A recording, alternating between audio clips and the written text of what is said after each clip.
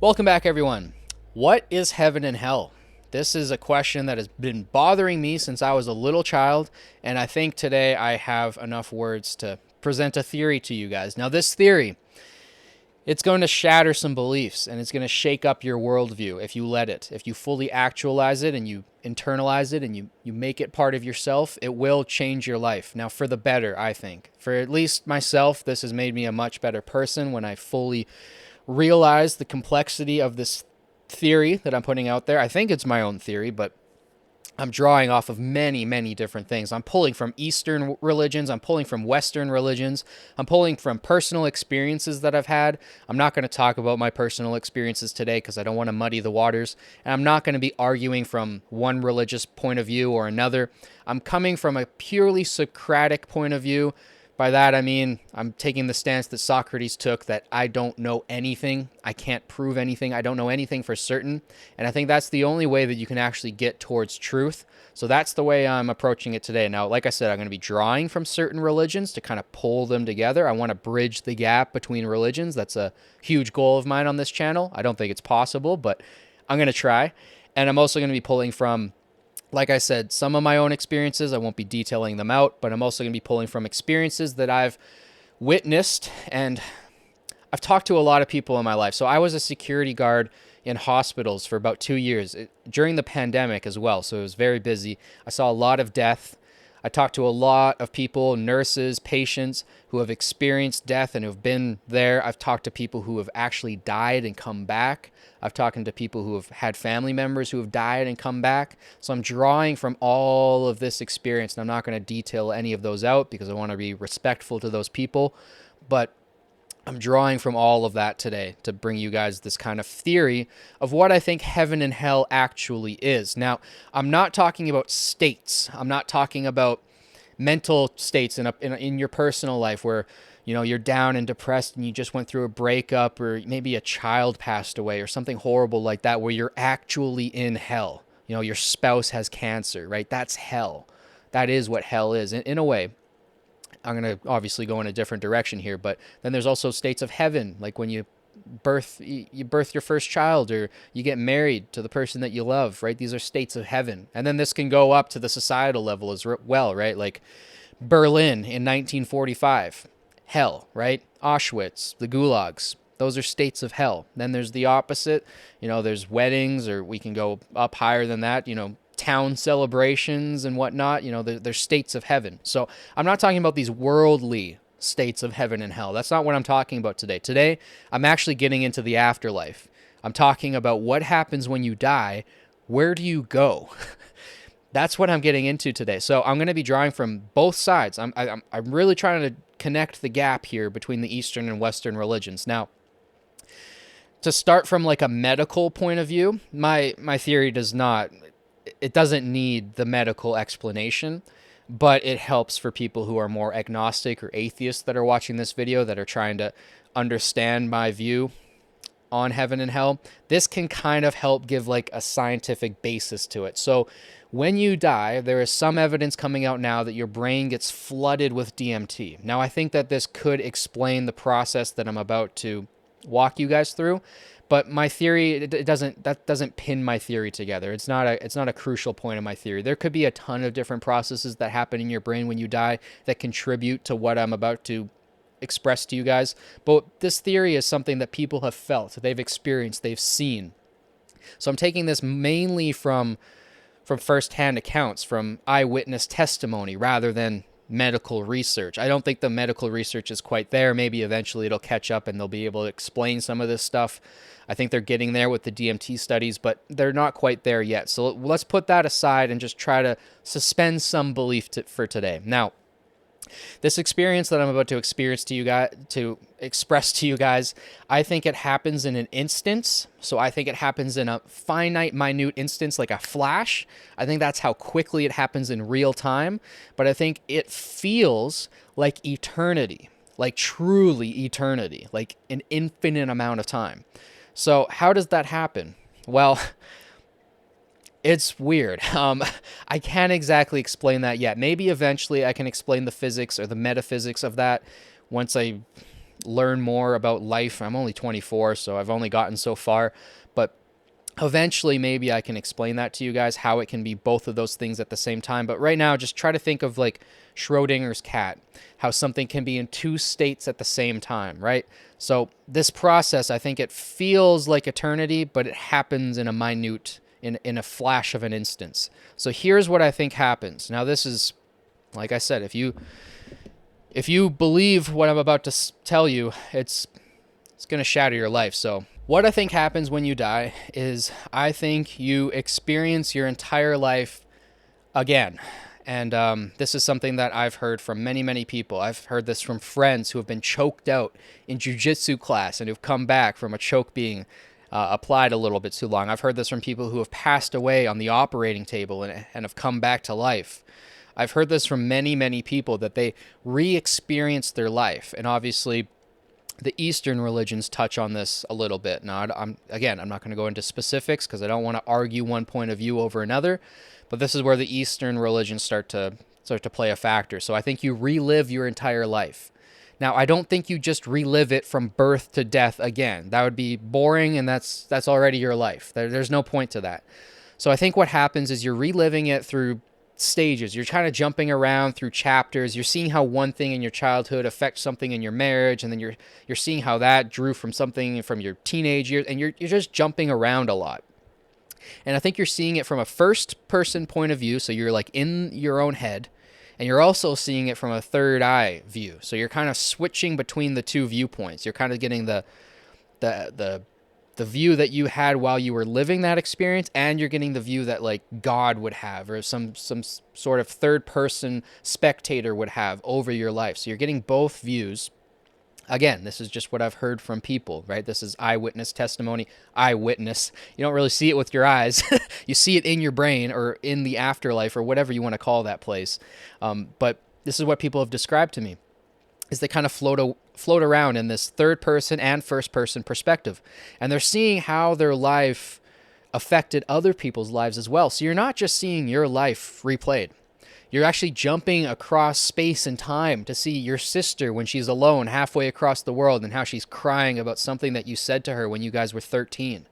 And you're seeing the ripple effects of your good deeds and your sins. So this is obviously going back to the Western religions. You're seeing all of your sins and how they rippled out, and you're seeing all your good deeds and how they rippled out. And you're jumping around to not just your sister and how your mean words affected her, but you're jumping around to her children and how she was more tyrannical over her children because she had a more sad or depressive life because of some mean things that you said to her. And you're seeing how that ripples down to her children. And then you're seeing how her children's actions ripple down to their children. And you're seeing the generations play out. And I think the further down this experience you go, you start to see the further and further ripples, and you also start to see the ripples that created you. You start to see how your grandparents and their grandparents and their grandparents had these either, horrible sins or horrible deeds that just kind of carried down generations, or maybe they did very good things. They carried down generations. And then we get to the descriptions of heaven and hell.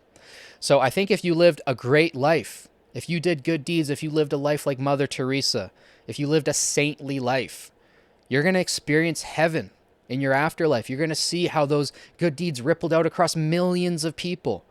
And that's going to be such an amazing feeling. It's going to be a better possible feeling than you could ever imagine, being up in some pearly gates with a cloud sofa and chatting with, old past relatives. That's boring compared to what I'm presenting here. You're going to see the ripple effects of every good thing that you've done. That's amazing. That means like these videos that I'm making, I'm going to see how this affected young children who maybe not children. I don't know if any kids are watching my videos, but maybe some teenagers watching my video right now, and they're going through an existential crisis and they don't know where they are at in life, and they're struggling with their identity, and they watch this video and it has a positive effect on them. I'm going to see that in the afterlife. Obviously, I can't see it now unless you actually write in the comments, hey, this video helped me. But I'm going to see that in the afterlife. I'm going to see the ripples of my good deeds. Now, obviously, I do good things and I do bad things, like everybody. Every single person throughout all of human history, whether it's Mother Teresa and you're contrasting her to, Joseph Stalin. Joseph Stalin did good things here and there. I'm sure he patted a dog on the head at one point in his life or something, right? We all do some good. We all do some bad, and some people do more bad and some people do more good. And that shapes the experience of your afterlife, whether it's heaven or hell. So imagine living the afterlife of Joseph Stalin or Mao for sake of argument. Let's say that you live the afterlife of Mao and you see millions of people dying because of policies that you put in and actions that you took. And you see millions of people suffering because of those deaths. And that just ripples out, and you see like 1 billion people affected negatively because of your choices. That's hell. That's truly hell. You offer me fire and brimstone and being poked in the ass by the devil and tortured for eternity. I will take being tortured for eternity over experiencing my sins again and the ripples effects of them all day. I would much rather be tortured for eternity than have to relive all of my sins. That is a much worse hell, and that's why I think it's truly what hell is. Now, you might be saying, so everybody goes to heaven and hell? Yeah, that's exactly what I think happens. I don't think anybody is like purely chosen because you believed in this God and you believed in Jesus as your redemptive savior, that you're going to heaven, and the people who don't are definitely going to hell. I think there's deeper psychology to that. I'm not trying to paint that as basically as some of the atheistic thinkers do, but that's not what I believe. I actually truly believe that everybody experiences heaven and hell in the afterlife. I don't think it's as black and white as some people are in the pearly gates and some people are in fire and brimstone. I think it's this kind of universal experience that we all feel. And then as we kind of ripple out and we see how all the ripples affect everything, we start to get this kind of God-like consciousness, and maybe we become one with God again, and we see everything. Maybe we see every single possible timeline and multiverse, and we get like God's knowledge. We become one with the infinite. And then maybe we decide that that's boring, because who would want to be God? That would be incredibly, incredibly boring. You might think it would be super exciting, but if you're God and you know everything, well, if you know everything, then there's nothing to learn, and then life's boring. So you become finite again, and then maybe you reincarnate, bringing in the Eastern religions again, and maybe you live another finite life. And I don't think that you're just a soul that goes up and then comes back down, and now you're in another vessel. I think whatever that soul is, we're all that same thing. I think every single one of us has lived each and every one of our lives. Like, I've lived your life. You've already lived my life. This 3 dimensions and 4th time dimension is just folded in a way where it feels like we're living at the same time. That's kind of how I feel it works. I'm not at a point where I can explain the physics of that yet or the science of that yet, but I think that's kind of how it's working. I think this 4 dimensions that we have are kind of warping space and time into a spot where it feels like I'm living at the same time as you, but really, we've all lived each other's lives. We're all the same essence. We're all the same spirit going through all of these lives, and that's what the Eastern religions touch on. So I think this kind of bridges that gap. And like I said, if you truly believe what I just told you, now every single sin you commit, every single misdeed, even if you're just, flipping somebody off while their back's turned, maybe you're in your car and you flip somebody off even below the little window line so they don't actually see your finger. Even if you're doing something like that, they're going to see that in the afterlife, and not just them, but your grandma and your mom and your dad and your sister and your kids. They're all going to witness your life, and they're not witnessing it now. They're witnessing it in their afterlives as this kind of like higher being. So I don't think you have to be too worried about your grandma watching you do things in your bedroom that you probably shouldn't be. But I don't think they like stick on that and be like, why is he doing this? Like, that's probably not the point of their afterlife anyways. They're probably more focused on the ripple effects of their own lives. But I think everybody sees everything in the afterlife. So that really checks you. It kind of gives you this big brother feel without the big brother scare, right? Because there's this kind of redemptive, godlike quality to where, like, we're all going to experience heaven and hell, so we don't really need to judge each other, and we're only going to see it in the afterlife, so it's not like anything that's being big brothered right now is going to affect you. I hope that makes sense. I hope that wasn't a bunch of word salad, but it can kind of feel like that if you accept this theory that it's like everybody's watching me. It's like, yeah, but they're also a part of God. They're not really themselves anymore. They've kind of elevated to this new spot, and they're not going to be like judging you, but they're going to see it all. So you need to be cautious about what you do, and you need to take into account that your deeds ripple out. they ripple out a lot. And you're going to see that in the afterlife. And it can be heaven or it can be hell, depending on how you live your life. And you got to, man, it's tough. It's tough to keep that in the front of your mind when you're doing things. I obviously have come up with this theory. I believe in it, and I still do horrible things all the time. I'm not perfect. I'm never going to get to a point where I have a solid theory that's just so perfect that I never sin again. I don't think that's possible. But I think it helps you.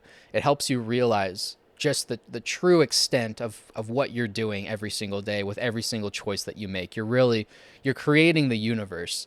Like you really are with your actions. Like the things that you do now are going to ripple out for generations. And if you align yourself with the good and you try to pursue truth, it's going to be heaven. But if you don't have anything to tie yourself to and you're kind of just living in the land of Nod, you're living in chaos and you're just kind of pursuing hedonistic whims, even if it doesn't seem like you're doing evil, you're still contributing to that, negative effect that creates the hell of the afterlife. So this is part one. This won't be titled part one right away, but eventually once I make a second video called What is Heaven and Hell, this will be part one, and then there'll be part two, part three, part four. I'll make these videos till I die. Hopefully I can make them into my 70s and 80s. Hopefully I'll live that long. And I'll keep adding to this conversation as I learn more. So the next video, I'll start bringing in scripture from both sides that I think aligns with this view. And then we'll start to build out from there. And hopefully I can bring people from religions together. Hopefully I can bring people who are atheistic and agnostic also to this idea. Because I think it's rational. I don't think it's that crazy to think that you experience your life again in the afterlife. Now, you might be saying if you're super staunchly atheist and you're such a rational thinker, you can't let any of the abstract in. You might be saying, well, we can't prove this. And it's like, yeah, that's true. We can't exactly prove it. But we have thousands of pieces of testimony that probably hundreds of thousands of pieces of testimony that point to this thing. You see a light, you revisit your life, and then there's this like acceptance. You like become part of the everything. And then people get cut off from that and they come back with these stories. And if somebody's died and come back and they have something to say and it aligns with other people who have had that same experience, you got to start thinking like there's probably some truth to that. I'm somebody who's very scientific minded as well. I do have a very high openness to the abstract and the surreal, so I can draw from that stuff. But I'm also very scientifically minded. I want to make sure things fit within my rational framework. So I think this theory does, in my opinion. At least it works for me. Maybe I didn't explain it well enough today, and maybe in a further video I'll put it in a way that makes sense to you. But I hope people grab onto this. I hope you grip it and you pull it into your life and you start thinking about it more, because I truly think that's what you're going to be confronted with when you die. And it's, like I said, I think the hell that I described is way worse than being tortured for eternity. And the heaven that I described, I think, is way better than sitting on a cloud couch with some old friends. So think about it. Think about it. Let me know down in the comments. What do you guys think heaven and hell is? How do you guys conceptualize it? How do you guys think about it in your own heads? I love hearing from you guys, so definitely chime in the comments. Don't forget to like, subscribe, share with your friends. It helps boost this channel and the algorithm. Thank you guys so much for watching. As always, I'll catch you guys in the next one. Peace.